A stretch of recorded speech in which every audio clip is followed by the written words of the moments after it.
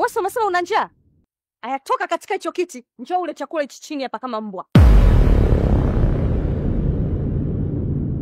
Umeshajigundua umelaaniwa Umeshajigundua kwamba ni mjarana Hivi unatembea huko barabarani ukaona wahitaji wa chakula?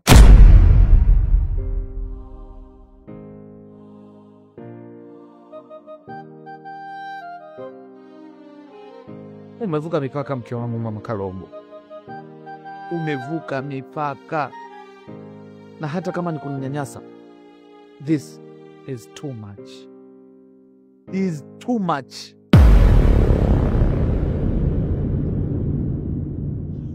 Baba Karobo, nilikuletea chakula kwa upendo na kwa mahaba, ukakikataa.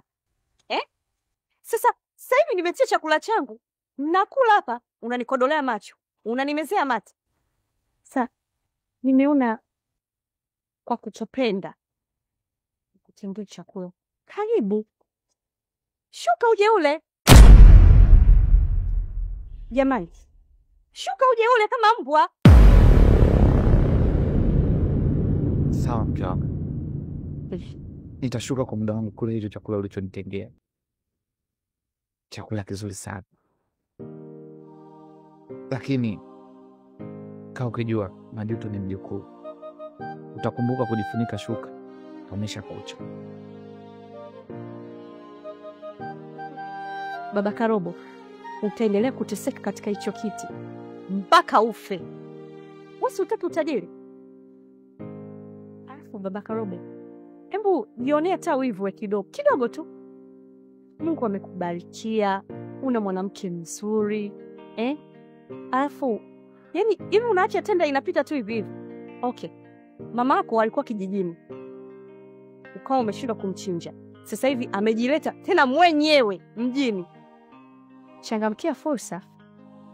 Utakuja kunishukuru baadaye. Yaani utakuja kukumbuka maneno yangu. Yaani wakati huo sijui utakuwa tayari umeshajifia, yaani uko kaburini kwenu. Baba bure wewe. Umemaliza. Mvumilivu kula mbivu. Acha nivumilie maneno yako. Ila yatapita.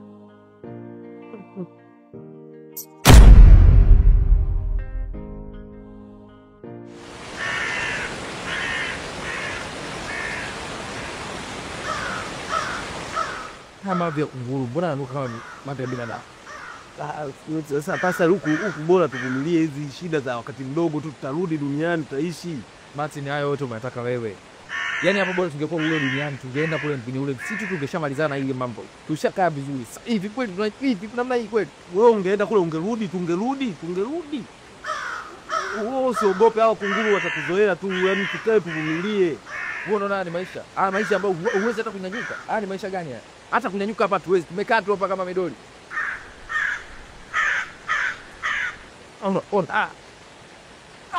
Ila pasa tutarudi, mimi tutarudi bora huko kule kwenye ule msitu. Pasa ukiingia utoki. Ukiingia ule msitu utoki pasa, mimi nakwambia ukweli. Haya mavi ya dakika tu haya yananuka. Nisikize pasa. Ujue yaani Baba Karobo kama atapona hata sasa hivi, yule mtoto atakuja kukutoa humu. Wewe tuvumilie tu kidogo.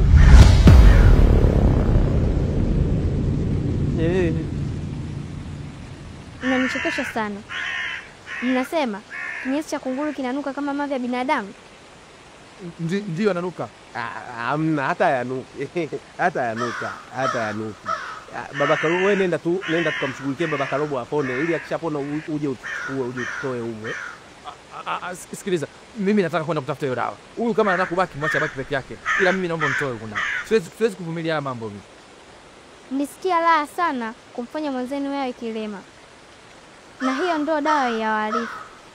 Na mtakaa hapa hadi Baba Karobo apone. Na asipopona, mnaweza mkafia huko ndani. Na hii pete mnaweza ikaitupa mbali ambapo hata mwezi kuonekana katika uso wa dunia.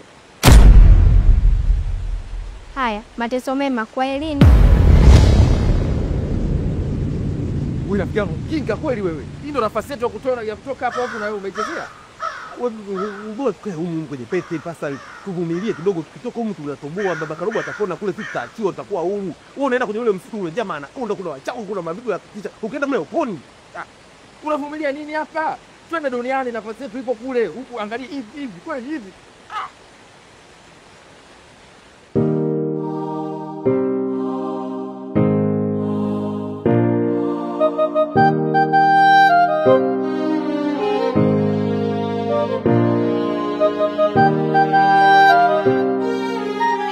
Mume wangu, ina maana ujala hicho chakula? Unajua nimejichelewesha ndani kusudi, ili mradi tu nikajua ushamaliza kula, ili mradi nikuletea maji ya kunywa. Afu nimekuletea maji kipenzi changu ushushie. Ina maana hutaki kweli kula? Baby, tujibu basi. Ama kweli malipo ni hapa hapa duniani.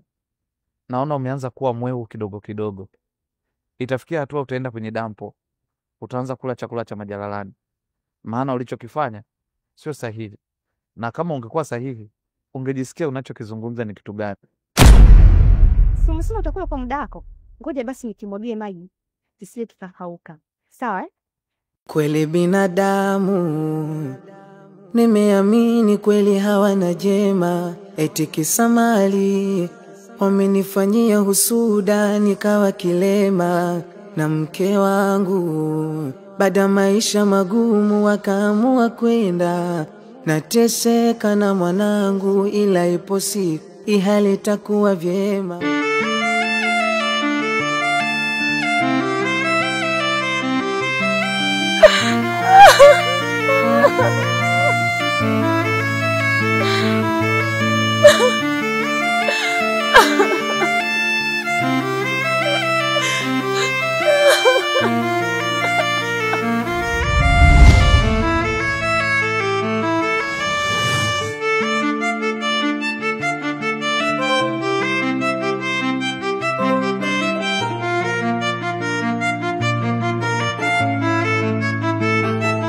Nasla.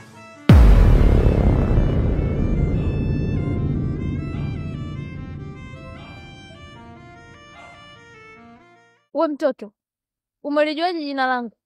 Ina maana umenisahau? Wewe si ndio yule mtoto ambaye ulimtabiria yani atapata mume na baadaye akapata? Basi nakuomba na mimi unisaidie. Napitia maisha magumu sana, nateseka. Usinione hivi. Hapana. Kilichonileta hapa ni kukupa wewe msaada. Nimekuwa na shida na unalia sana kwa sababu biashara yako leo haujauza. Na unawaza chakula cha mtoto utakipata wapi? Kwa sababu biashara yako imedoda, nitakupa msaada. Umeona ile 10,000? Nitakusaidia wewe pamoja na mwanao.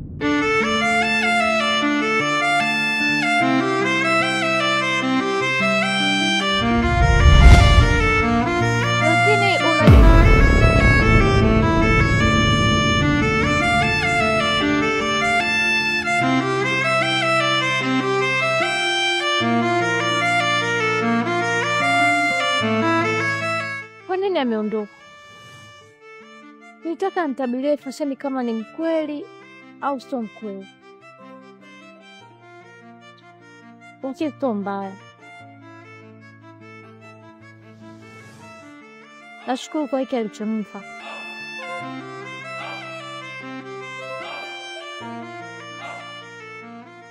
Karibu sana Mr. Makingi. Asante baba Karobo. Vipi mama yangu ni mzima huko? Kwa kweli ni mzima. Asumbui kabisa. Ni mama mmoja ambaye ana shida na mtu. Asante bwana. Unajua nashindwa nikushukuru namna gani kwa kukubali kuishi na mama yangu mzazi. Ni vigumu, unajua watu wakishakuwa watu wazima kama wamama wote wanasumbua sana. Sio na shaka baba Karobo. Kama utapona, utamchukua tu mama. Asante sana. Memana baba Karobo, toka umeanza kuugua hivi, hujatembea kwa wataalamu ili kuangalia namna gani ya kupona? Maana umeniambia umezunguka hospitali kote lakini hujapata matibabu ya kueleweka. Ni kweli nimeenda hospitali lakini sijapata ahueni yoyote. Na kinachonishangaza zaidi, kila hospitali nilikuwa nikipelekwa wanasema hawaoni mifupa ikiwa imepinda, hawaoni dalili za kuparalyze, lakini nimeparalyze. Hiyo hali ilinitisha, ikabidi nikubaliane na hiyo hali. Lakini kuna dawa moja ambayo kila mtu anasema hiyo dawa inaweza ikatibu huu ugonjwa niliokuwa nao. Na baada ya kuambiwa kwamba hiyo dawa ina uwezo mkubwa, wamejaribu watu tofauti tofauti kwenda kuichukua, lakini wameshindwa. Hiyo dawa inaitwa Rusakula na inapatikana kwenye ule msitu ambao kila mmoja anauogopa, ule msitu wa kale. Yaani mpaka sasa hivi sijapata mtu mwenye ujasiri wa kuweza kuingia katika msitu huo kwenda kuichukua hiyo dawa. Yaani nikitumia tu hayo majani naweza nikapona. Ni majani tu kidogo. Bakalobo, usiniambie kwamba hujatumia hayo majani na umeambiwa ni dawa kabisa. Acha ujinga bwana. Nisikilize kwanza, Mr. Makingi. Sio kwamba nimeshindwa kutumia hayo majani. Kama nilivyokuambia hapo awali, hayo majani yanapatikana kwenye ule msitu wa kale. Msitu ambao watu wengi wanauogopa. Msitu ambao umeshaua watu wengi. Msitu ambao ukiingia kiholela holela unapoteza maisha yako. Na kitendo cha kushindwa kuyapata hayo majani katika msitu huo ndio kimefanya mpaka sasa sijayatumia hayo majani. Unafikiri nitatumia njia gani ili kuyapata hayo majani katika huo msitu ambao ushaua watu wengi?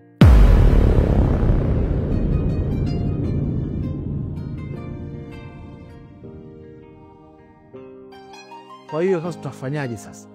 Ili tupate vijana waingie kwenye hiyo msitu tupate wa majani. Maana Bakalobo unatakiwa upone, unatakiwa kukaa hivi milele. Vijana walitafutwa na walifika mpaka katika msitu huo, lakini walichokutana nacho kiliwatisha na wote walirudi. Na kuna ndugu yangu mmoja anaitwa Nyuki, aliwapa hela ya kutosha kwamba waweze kuleta hayo majani, lakini walisema hatuwezi, maana tunaweza tukapoteza maisha yetu. Hivyo basi walisambaratika na hawataki kusikiza hizo habari. Sasa sidhani kama unaweza ukapata vijana ambao wanaweza kujisacrifice na kuingia katika huo msitu kuyatafuta hayo majani. Oh. Kuna mzee mmoja namfahamu. Anaweza kufanya hiyo kazi. Anaweza kuingia kwenye hiyo msitu na kuchuma hiyo dawa. Mr. Makingi, basi naomba ukazungumze na huyo mzee ili niweze kupona. Nateseka sana hapa, ni vile tu najikaza. Naonesha ujasiri mbele ya mwanangu Kalobo ili asijisikie vibaya. Unadhani nikipona mwanangu atakuwa na furaha kiasi gani? Naomba ukazungumze na huyo mzee. Tafadhali nakuomba.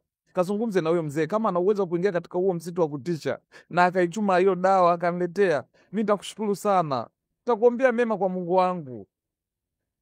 Bakalobo, sio na shaka. Ngoja mimi niende nikapangane naye. Nitakupa mrejesho nini kinachofuata. Ili tuhakikishe unapata tiba. Nashukuru sana. Basi ngoja mimi niende, wakati wa kuondoka basi utapata kiasi kidogo hiki. Utapata kiasi kidogo hiki kwa ajili ya kukusaidia hapa na pale. Kuwa na amani rafiki yangu. Sawa. Sio kwamba tugane na mamangu kule unambisha. Kuwa na amani. Yule kule mama yupo, mambo yanaendelea. Sawa. Hii iwe kwako wewe. Ili kusaidia hapa na pale na Kalobo hapa nyumbani. Ubarikiwe sana ndugu yangu. Kuwa na sawa. Sawa. Basi nilikuache. Baadaye tutajua atakachotuambia wewe mzee. Sawa. Asante sana. Haya. Barikiwe. Haya, ugua pole.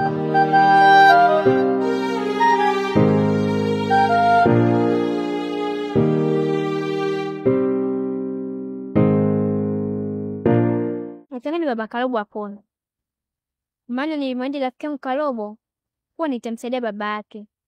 Ila naogopa kuingia katika ule msitu. Lakini ngoja nikatafuta ushirikiano mwingine.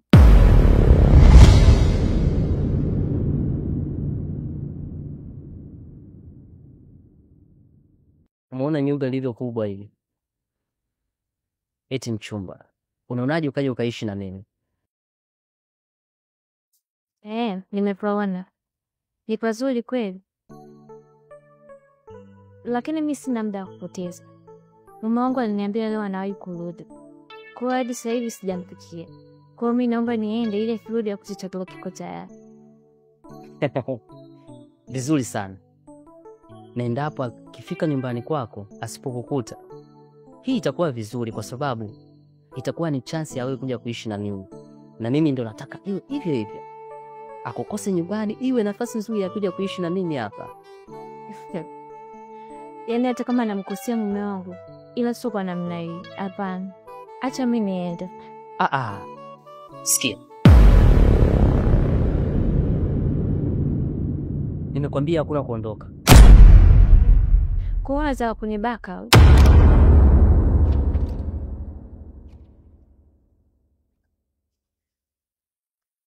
Bwana.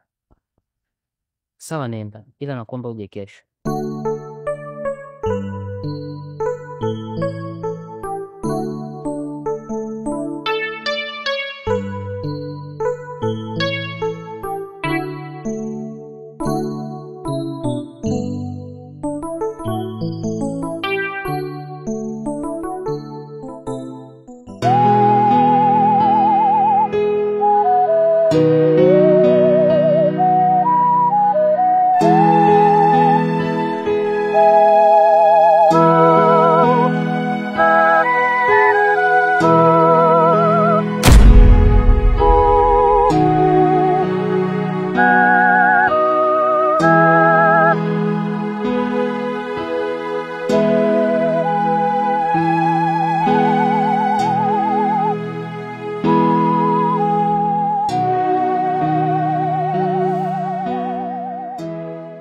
Ulikuwa wapi? Mtangu. Na kuuliza ulikuwa wapi?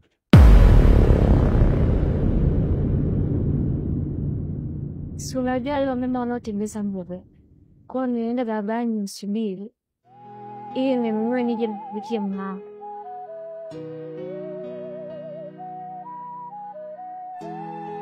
Hao wamama ambao nawasemea wewe huwa akipita mwisho saa 6, wakichelewa sana saa 8.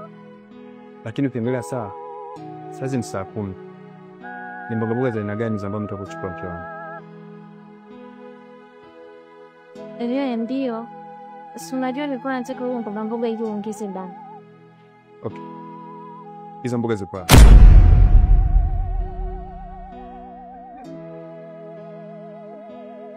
Yaani nimsubiri mpaka nimechoka. Nikaona tu urudi nje kufikia nyama ilikuwa kwenye friji. Okay. Mimi na njaa sana, nimetoka kazini sasa hivi. Nilitarajia kama nimetoka kazini nitakuta chakula. Naomba kanafikia haraka sana. Sasa nimekuelewa mnao. Ngoja nikakufia. Nakupenda. Reni.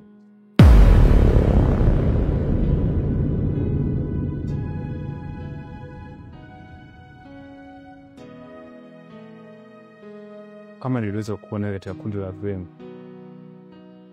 basi ujue ni mtu bora tunayetaka maishani. Unapaswa kuelewa hili.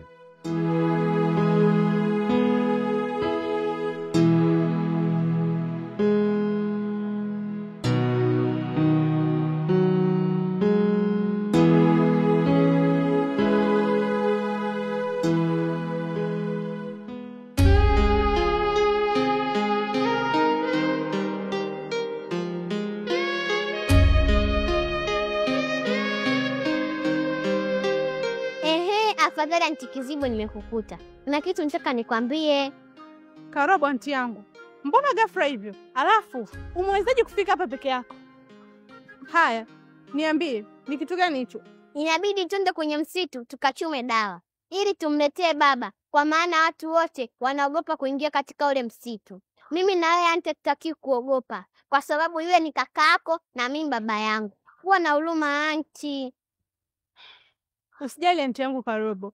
Nimekuelewa sana ulivyoongea. Ila msitikize nikwambie kitu. Ule msitu haruhusiwi kuingia mtu yoyote, asiyokuwa mganga au asiyokuwa na dawa ya kujikinga. Sikia nikwambie anti yangu Karobo. Wewe kwa sasa hivi rudi nyumbani. Alafu mimi nitatafuta watu ambao wataingia kwenye ule msitu na kuchukua dawa na wataenda watamtibia baba yako. Mimi mwenyewe naumia kama unavyoumia wewe, kwa sababu mimi ni kaka yangu na wewe ni baba yako. Usijali anti yangu, kila kitu kitakuwa sawa. Hapana anti, mimi na pete hii hapa, hakuna kitu ninachokiogopa. Hii pete ni ya maajabu, hivyo basi hatutaweza kudhurika katika ule msitu.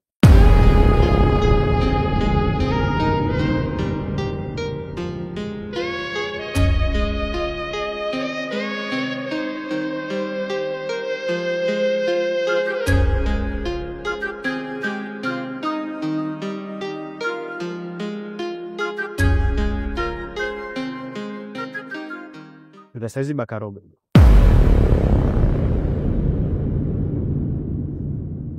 Salama, karibu. Asante. Samani. Bila samani. Nani? Naitwa Eugene. Na jirani yenu. Nakaa mtaa wa pili tu hapa. Nimekuletea taarifa kwamba Bichapo Karobo nimemwona akielekea katika ule msitu wa kale. Msitu wa kale? Na watu tumejaribu kumzuia, lakini imeshindikana.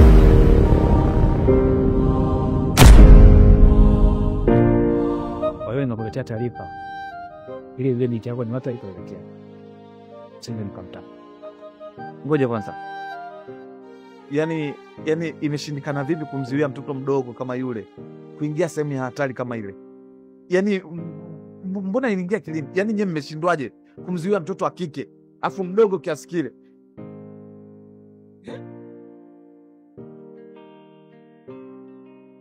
Mimi nimekuletea tu taarifa ili je binti yako ni watu alikoelekea. Sije mkampata sehemu nyingine. Kwa hiyo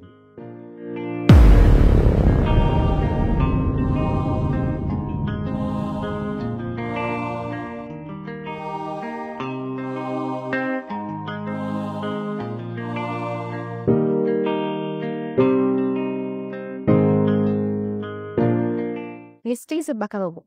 Mara kibao nimeshakwambia sitaki mwanangu azumule.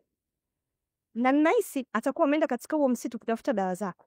Na watu nawasikia sana wanajadili kuhusu huo msitu. Sasa mwanangu akipata tatizo au akifa katika huo msitu, nitakuua.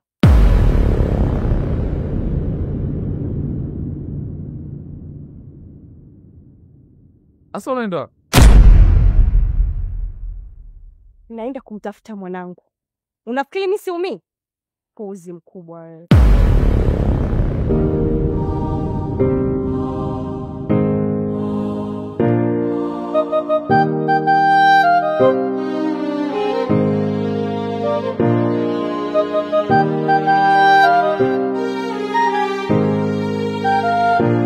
Kweli binadamu nimeamini kweli hawana jema, eti kisa mali wamenifanyia husuda nikawa kilema. Na mke wangu baada maisha magumu wakaamua kwenda, nateseka na mwanangu ila ipo siku hii hali itakuwa vyema. Unahangaika mwenyewe na muda mwingine nakuonea huruma, natamani nikusaidie ila siwezi, nashindwa hata kunyanyuka. Tegemezi langu ni wewe, ila muda mwingine roho yangu inasita. Naona kwa kuwa ni mtoto wa kike mzigo mzito, sidhani katafika. Mwanangu vumilia, Mungu atatupa tena. Kama kusoma tutasoma tena. Mwanangu vumilia, Mungu atatupa tena. Umasikini utaisha mapema tu, usichoke mwanangu. Binti yangu, binti yangu, binti yangu, binti yangu. Nitapambana baba mpaka nihakikishe umepona, na wala usiwaze kusumama, nipona wewe atabariki Mola. na wala usiwe na shaka baba, niamini naweza fanya mazito, iwe kwenye shida na raha, utakuwa na mimi, haya yote mapito. Kinachoniumiza kichwa, sijui ni lini utapona, kama siwezi kukuambia navyojihisi, roho itakuchoma. Kinachoniumiza kichwa, sijui ni lini utapona baba, kama siwezi kukuambia navyojihisi, roho itakuchoma. Ila nakupenda baba, baba yangu.